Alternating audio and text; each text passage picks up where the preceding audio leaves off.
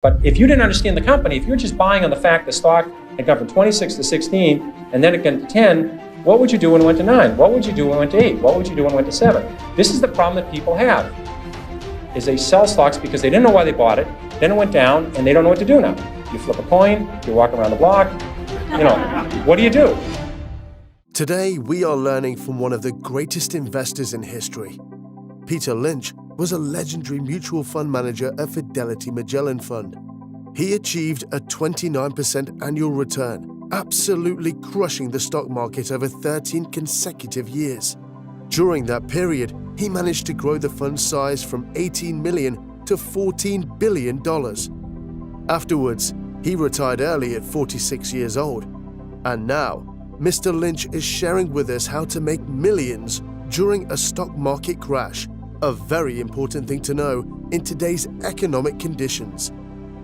You should study history, and history is the important thing you learn from. What you learn from history is the market goes down. It goes down a lot. The math is simple. There's been 93 years a century. This is easy to do. The market's had 50 declines of 10% or more. So 50 declines in 93 years. About once every 2 years, the market falls 10%. We call that a correction. That means that's a euphemism for losing a lot of money rapidly, but we call it a correction. And so 50 declines in 93 years, about once every 2 years, the market falls 10%. Of those 50 declines, 15 have been 25% or more. That's known as a bear market. We've had 15 declines in 93 years. So every 6 years, the market's going to have a 25% decline.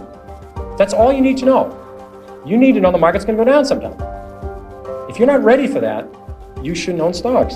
And it's good when it happens. If you like a stock at 14 and it goes to 6, that's great. You understand the company, you look at the balance sheet, and they're doing fine. And you're hoping to get to 22 with it. 14 to 22 is terrific. 6 to 22 is exceptional. So you take advantage of these declines. They're going to happen. No one knows when they're going to happen. It would be people tell you about it after the fact that they predicted it, but they predicted it 53 times. And so you can take advantage of the volatility in the market if you understand what you own. One of the things I find a couple of rules I want to throw out that I find useful, excuse me, is a lot of times people buy on the basis the stock has gone down this much. How much further can it go down? I remember when Polaroid went from 130 to 100. People said, "Here's this great company, great record. If it ever gets below 100, just buy every share." And it did get below 100. A lot of people bought on that basis, saying, "Look, it's gone from 135 to 100. It's now 95. What a buy!" Within a year, it was 18. And this is a company with no debt. This is a company. It was just so overpriced. It went down. I did the same thing in my, I think my first or second year at Fidelity. Kaiser Industries had gone from $26 a share to 16. I said, "How much lower can it go?" It's 16. So I think we bought one of the biggest blocks ever on the American Stock Exchange at Kaiser Industries at 14. I said, it's gone from 26 to 16. How much lower can it go? Well, at 10, I called my mother and said, "Mom, you got to look at this Kaiser Industries. How much lower can it go? It's gone from 26 to 10. Well, it went to 6, it went to 5, it went to 4, it went to 3. And now I am fortunate this happened rapidly, or I would probably be still caddying or working at the Stop and Shop, but it happened fast. So I was able to, it was compressed. And at 3, I figured out, there's something very wrong here because Kaiser Industries owns 40% of Kaiser Steel, they own 40% of Kaiser Aluminum, they own 32% of Kaiser Cement, they own Kaiser Broadcasting, they own Kaiser Sand and Gravel, Kaiser Engineers, they own Jeep, they own business after business, and they had no debt. Now I learned this very early, this might be a breakthrough for some people. It's very hard to go bankrupt if you don't have any debt. It's tricky, some people can approach that, it's a real achievement, but they had no debt, and the whole company at 3 was selling at about $75 million. At that point, it was equal to buying one Boeing 747. I said, there's something wrong with this company selling for $75 million. I was a little premature at 16, but I said, everything's fine, and eventually this will work out. And what they did is they gave away all their shares to their shareholders. They passed out shares in Kaiser Cement, they passed out shares in Kaiser Aluminum, they passed out their public shares in Kaiser Steel, they sold all the other businesses, and you get about $50 a share.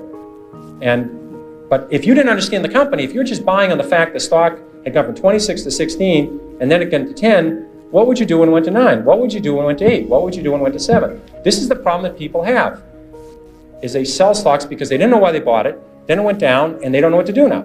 Do you flip a coin? Do you walk around the block? What do you do?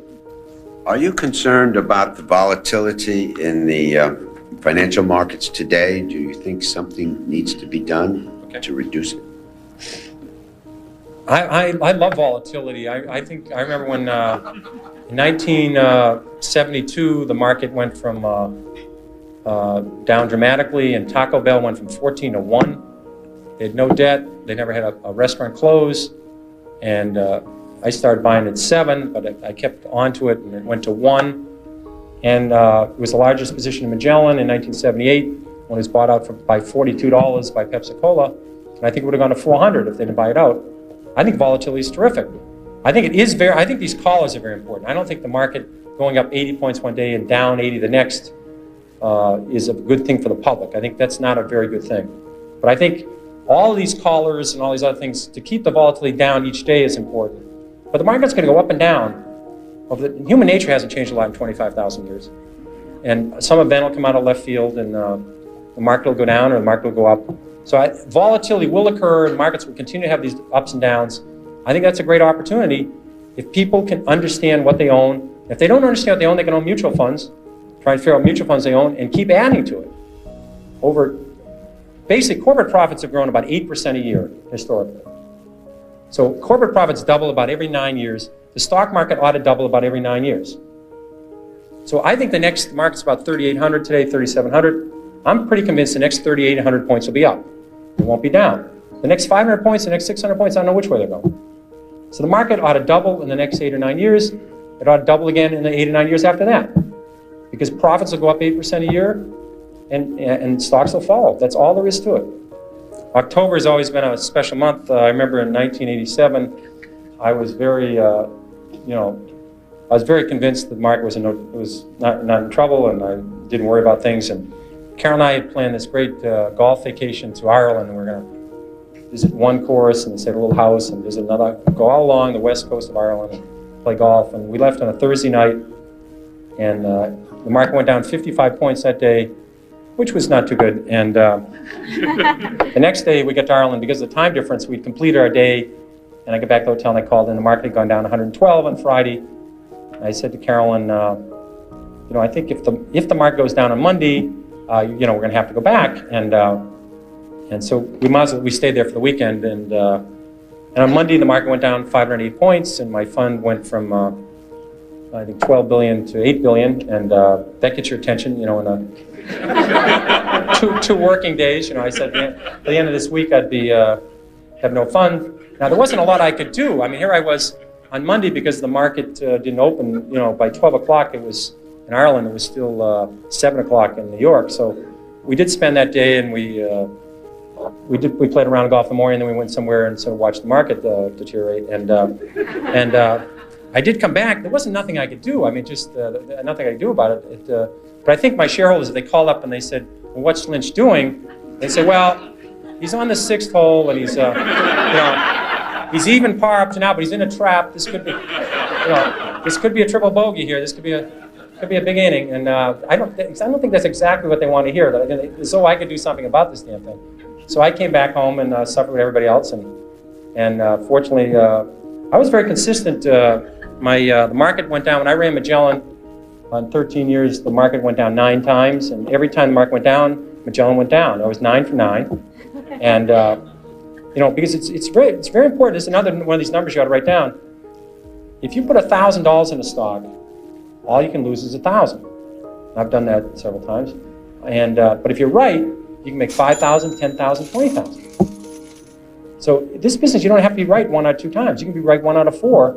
It's a long time. The times you're right, the company's doing well, they're doing a great job, and you add to it, or at least you don't sell it, which is a terrible tragedy. So you can make more money on the upside. So I just wrote those out, and I will now flip a coin to tell you where the market will go to 4,000 this year or next year. Heads means it goes up. It's a 2-headed coin. The market will go up in the next year. That's it. That's all I ever know about the stock market. You'll be very pleased in 10, 20, 30 years. Stocks will beat the hell out of money markets. They can beat the hell out of bonds. This is important whether you're investing for a 4-year-old, a 14-year-old, or a 74-year-old. You have to say, what am I going to do when the market goes down? Because I've had audiences like this larger audiences, and I'll say, how many people in the room are short-term investors? I've never had anybody ever raise their hand. I mean, everybody in the world is a long-term investor until the market goes down.